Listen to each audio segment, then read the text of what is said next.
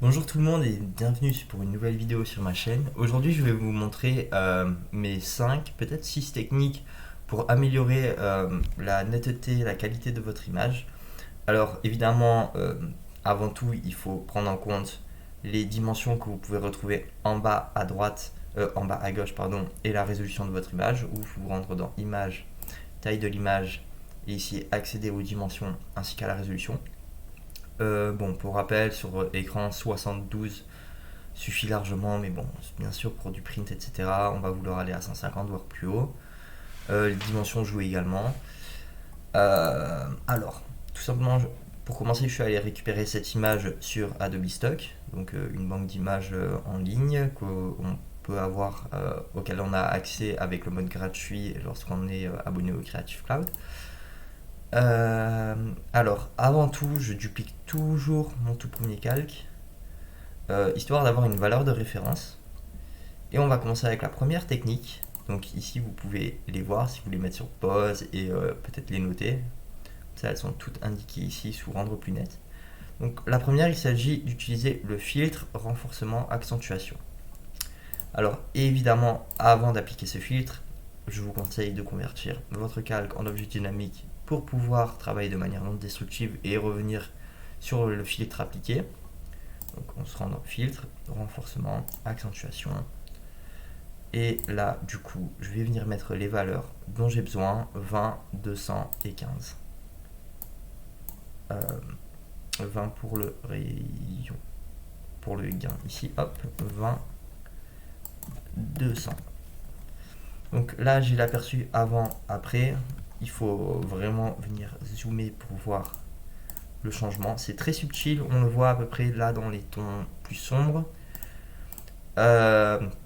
Si là vous n'obtenez pas les résultats que vous voulez, vous pouvez également essayer avec justement ici 200 et ici 20, ce que je tends à faire aussi de temps en temps. Mais là par contre, vous risquez vraiment de jouer avec la saturation. Donc ça marche pour certaines images. Dans le cas présent, ça marche peut-être pas si bien que ça, et peut-être qu'on peut réduire à 100 pixels. Avant, après, et c'est encore un peu trop fort, je trouve. Peut-être 50.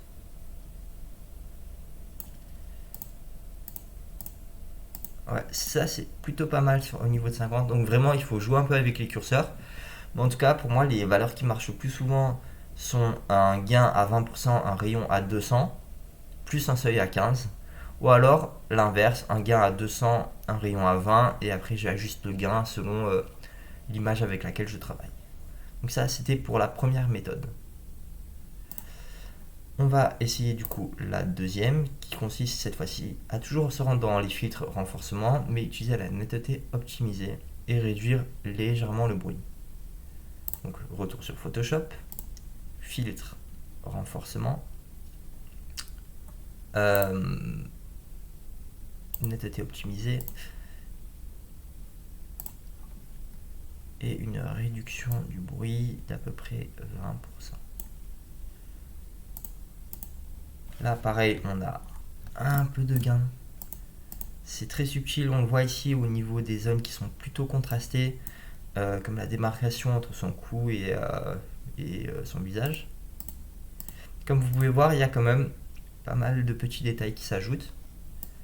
Évidemment, là, toutes les méthodes que je vais vous montrer sont cumulables. On peut les mettre les unes par-dessus les autres pour avoir vraiment un gain de qualité. C'est ce qu'on fera à la fin de cette vidéo. Donc, troisième méthode, on va utiliser le filtre Camera Raw. D'ailleurs, dans le filtre Camera Raw, on peut utiliser deux méthodes différentes. Je vais vous les montrer toutes les deux en une seule fois. Donc, on se rend une fois de plus dans Filtre, Camera Raw. Là, vous avez deux sections où vous allez pouvoir jouer sur la netteté, l'apparence en fait qualitative de votre image. Donc la première, elle se situe sous réglage de base au niveau de la texture, de la clarté et de la correction du voile.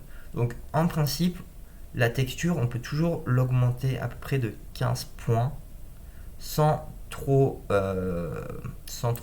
pas ajouter de bruit et de cassure dans l'image. Donc pour avoir un aperçu avant-après, vous pouvez ici basculer entre la vue avant-après. Moi je préfère appuyer justement tout simplement ici. On voit des légers changements, qui veut dire qu'on peut peut-être pousser un peu plus loin la texture. Comme vous pouvez le voir, on voit vraiment plus les démarcations au niveau de ces plumes. Ça rajoute également pas mal de grains comme vous pouvez le voir. Donc la clarté en l'augmentant, vous allez également avoir plus de contraste. Regardez au niveau des ailes ici. Donc en principe, moi ce que je fais, c'est que je mets une texture à plus 15 ou plus 20 selon les cas, pardon. Et après j'accompagne avec une clarté à plus 10. La correction du voile, ça dépend vraiment des images. Là, il y en a un petit peu à cause du fond. Et j'aurais traité le fond et l'avant-plan différemment. Enfin, je me serais occupé, j'aurais détouré d'abord l'oiseau, puis j'aurais appliqué une correction du voile que sur le fond.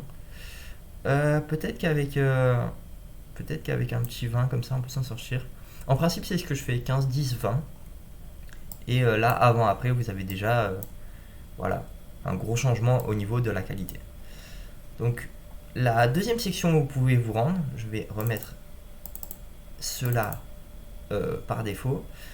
Évidemment, ils sont cumulables avec les autres. Ça va être dans Détail.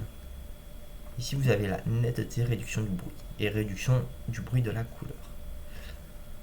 Donc, si j'augmente ma netteté, vous pouvez voir que pareil, c'est comme si je venais rajouter en fait de la texture, mais je vais également rajouter de la lumière et du bruit dans mon image. C'est pour ça que on a le réducteur de bruit qui est situé juste en dessous.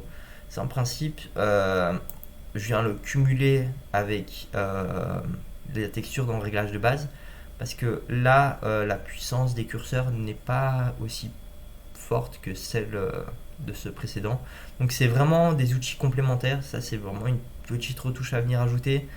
Mais les plus puissants se situent vraiment au niveau de la texture.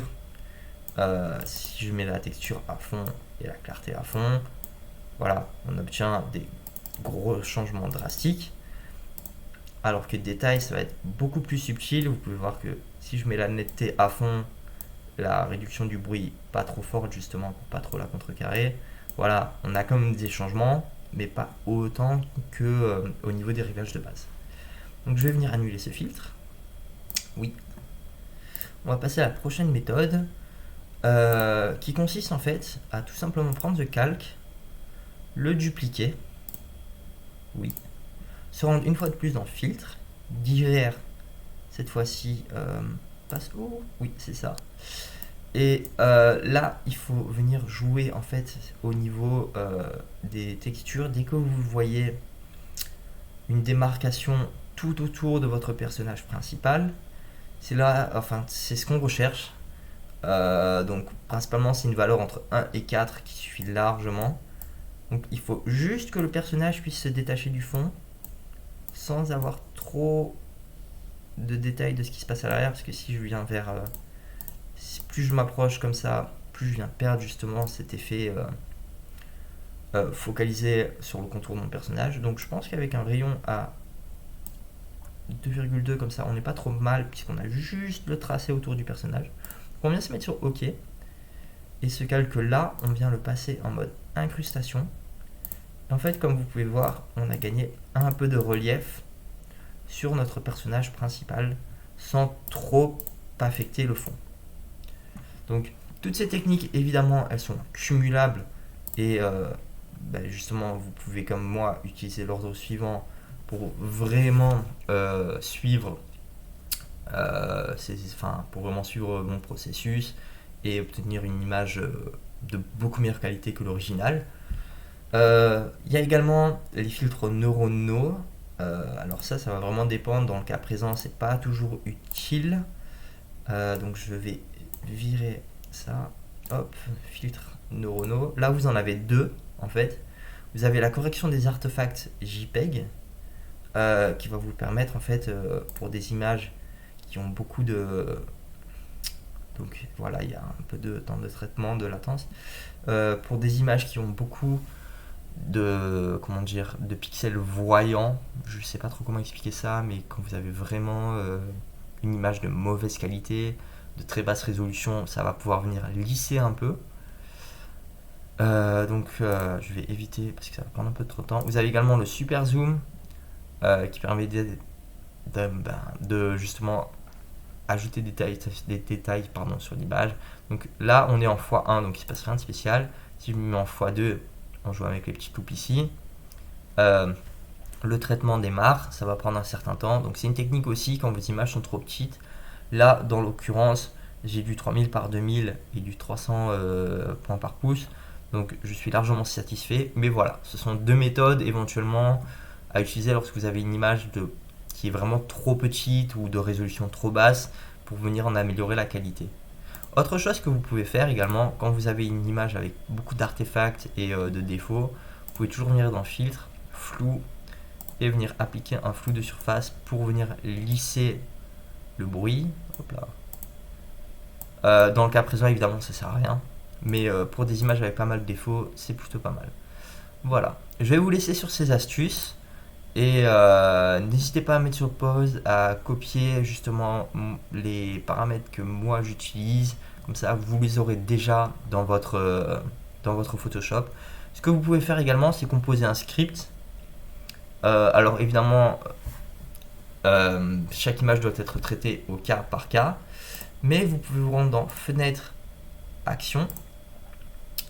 Et au niveau des actions ici, je crois que j'en avais fait une. Donc vous pouvez venir créer une action de traitement de la qualité de l'image.